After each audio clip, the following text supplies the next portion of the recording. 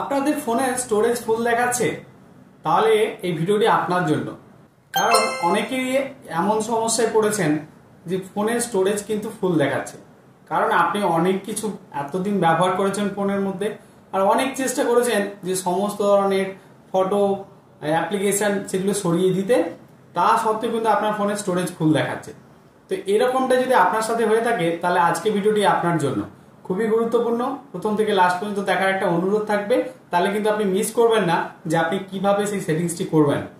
দেখুন, আমাদের ফোনে কিন্তু প্রতিনিয়ত বিভিন্ন ধরনের অ্যাপ্লিকেশন থেকে শুরু করে বিভিন্ন ফটো থেকে ভিডিও A to Z কিন্তু আমরা ব্যবহার করছি এবং রাখছি ফোনের মধ্যে।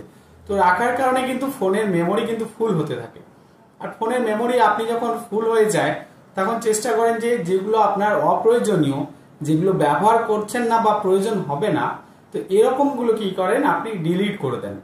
তো ডিলিট করার সাথে সাথে যেটি হয়, আপনি যখন ডিলিট করছেন তখন কি হয়, আপনার মূল্যবান কিছু তথ্যও কিন্তু আপনাকে ডিলিট করার প্রয়োজন পড়ে যায়। তো আপনি সেগুলো সরিয়ে দিলেন, সবকিছু সরিয়ে দেওয়ার পরেও দেখছেন যে আপনার ফোনে কিন্তু জায়গাটা যতটা আপনার দরকার সেই পরিমাণ জায়গা কিন্তু আপনি ফাঁকা পাচ্ছেন না।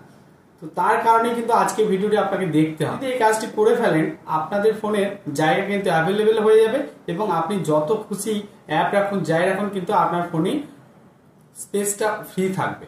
কিভাবে আপনি আপনাদের স্টোরেজকে ফাঁকা রাখবেন, যারা আমার চ্যানেলে নতুন রয়েছেন চ্যানেলটিকে সাবস্ক্রাইব করে দেবেন, আর যারা সাবস্ক্রাইব করে দিয়েছেন তাদেরকে জানাই অসংখ্য অসংখ্য ধন্যবাদ। আমাদের ফোনের কিছু সেটিংসের যদি আপনি পরিবর্তন করে ফেলেন, তাহলে কিন্তু আপনি অতি সহজেই এক চুটকিতেই অনেকটা জায়গা আপনি ফ্রি পেয়ে যাবেন। তো অনেকে হয়তো সেই ব্যাপারটা জানেন না কিভাবে আপনি সেই সেটিংসটা পরিবর্তন করবেন। দেখুন, যখন আপনার ফোনের মেমোরিটা খালি হচ্ছে না কিছুতেই, তখন কিন্তু এই কাজটি আপনাকে করে নিতেই হবে।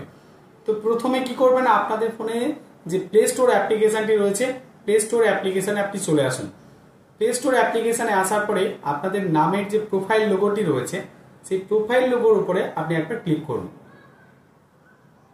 ক্লিক করার সাথে সাথেই নিচের দিকে দেখুন সেটিংস অপশন রয়েছে। আপনি সেটিংস অপশনে ক্লিক করে দিলেন।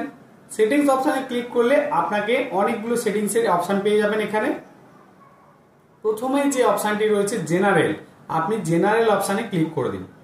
জেনারেল অপশনে ক্লিক করলে দেখুন একটা অপশন পেয়ে যাবেন। আমি সেই অপশনটি আপনাদেরকে মার্ক করে একটু দেখানোর চেষ্টা করব। এই দেখুন, অটোমেটিক্যালি আর্কাইভ অ্যাপস।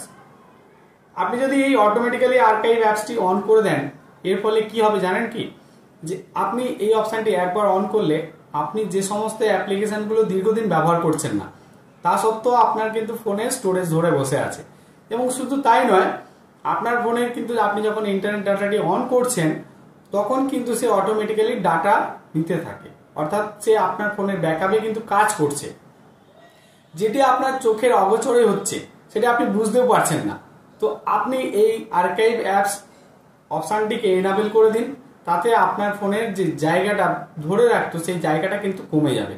আর সেই অ্যাপ্লিকেশনগুলো যে ডেটা থাকতো আপনার ফোনে, আপনি এটা ভাববেন না যে আপনার ডেটাটা ইরেজ হয়ে যাবে।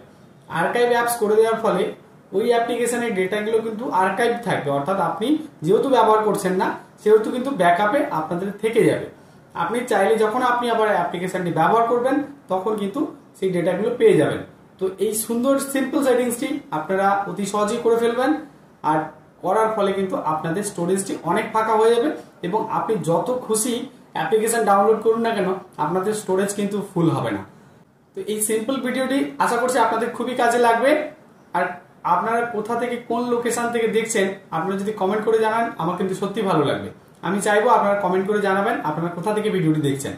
ধন্যবাদ, ভালো থাকবেন, সুস্থ থাকবেন।